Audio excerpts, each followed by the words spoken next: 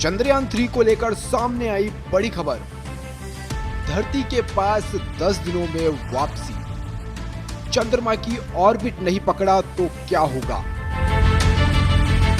Chandrayaan 3 38,520 kilometre प्रति घंटे की रफ्तार से चांद की तरफ जा रहा है। 23 अगस्त ये वो तारीख है जब चंद्रयान 3 चांद पर लैंडिंग कर सकता है, लेकिन अभी भी इसरो के सामने एक बड़ा चैलेंज है। इस समय चंद्रयान एक तरह से चांद के हाईवे पर है।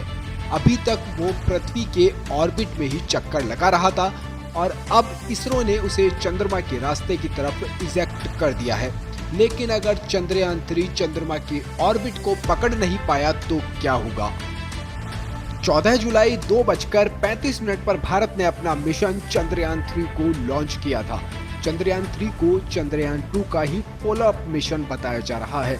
इसका मकसद भी चांद के दक्षिणी ध्रुव पर लैंडर की सॉफ्ट लैंडिंग कराना है।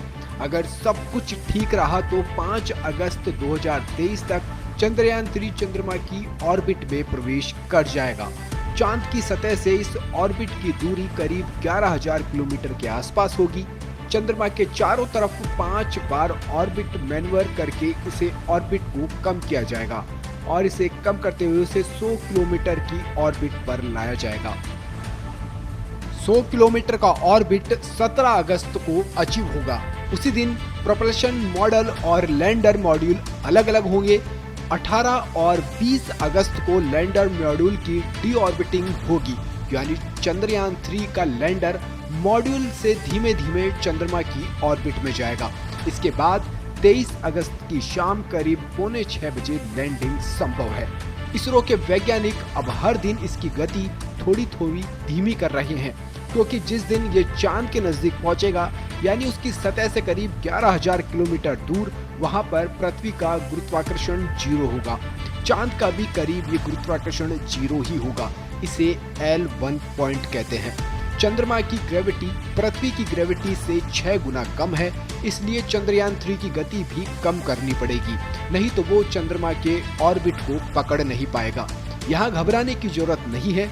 अगर ऐसा होता है तो चंद्रयान करीब 4.25 लाख किलोमीटर से वापस धरती की 5वीं ऑर्बिट के पेरोजी यानी 236 किलोमीटर में 230 घंटे में ही आ जाएगा। यानी वो चंद्रमा की ऑर्बिट को पकड़ नहीं पाया तो वो करीब 10 दिन बाद वापस धरती के पास ही लौट आएगा। आपको बता दें, चंद्रयान 2 में विक्रम लैंडर की हार्ड लैंडिंग हो गई थी।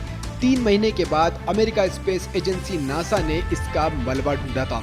इसके 4 साल बाद अब फिर इसरो चंद्रयान 3 के जरिए लैंडर और रोवर को दक्षिणी ध्रुव पर उतारने की कोशिश करेगा। रोवर एक 6 पहियों का रोबोट है जो लैंडर के अंदर ही होगा और लैंडिंग के बाद बाहर आएगा। चंद्रयान 3 से चंद्रमा का निर्माण और विकास जिस तरह से हुआ है, उसे समझने से पृथ्वी सहित सौर मंडल के इतिहास को समझने में भी मदद मिलेगी।